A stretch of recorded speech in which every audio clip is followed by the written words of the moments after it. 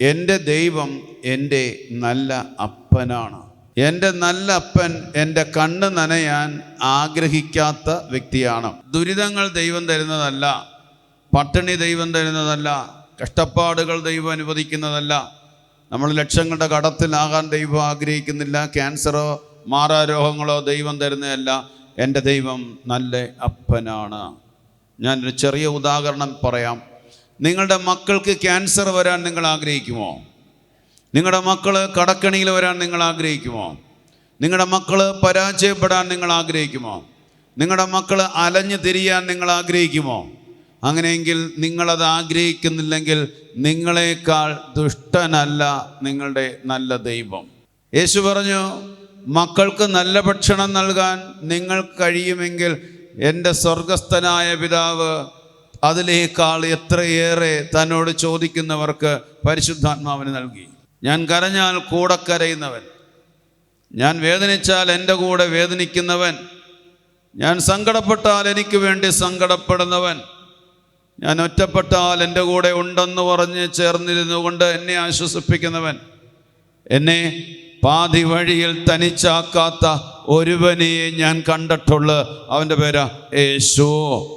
ആദം തിന്നരുതെന്ന് പറഞ്ഞ പഴം തിന്നോ എന്ന് ചോദിച്ചപ്പോൾ ആദം ആരെയാണ് കുറ്റപ്പെടുത്തിയത്? ഹവ്വായെ അല്ല. തിന്നരുതെന്ന് പറഞ്ഞ പഴം തിന്നോ എന്ന് ചോദിച്ചപ്പോൾ ആദം പറഞ്ഞത് ഇങ്ങനെയാണ്, നീ അങ്ങ് എനിക്ക് കൂട്ടിന് തന്ന സ്ത്രീ അതെനിക്ക് തന്നു, ഞാൻ തിന്നോ. ആരാണ്? നീയാണ് കാരണക്കാരൻ. ആദം ആദ്യം കൈ ചൂണ്ടിയത് ദൈവത്തിൻ്റെ നേരെയാണ്.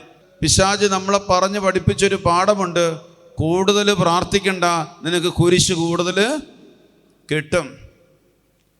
പ്രാർത്ഥിക്കുന്ന ദൈവമക്കളുടെ പ്രാർത്ഥനകളെ ഇല്ലാതാക്കാൻ വേണ്ടി ആരൊക്കെയോ നമ്മൾ പിശാചിൻ്റെ ആയുധങ്ങൾ ഉപയോഗിച്ച് പറഞ്ഞു പറ്റിച്ചു.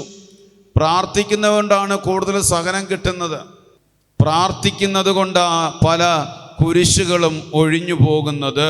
പ്രാർത്ഥിക്കുകയും പ്രാർത്ഥിക്കാതിരിക്കുകയും ചെയ്യുന്ന മക്കളെ സംബന്ധിച്ച് രണ്ട് വ്യത്യാസമാണ്.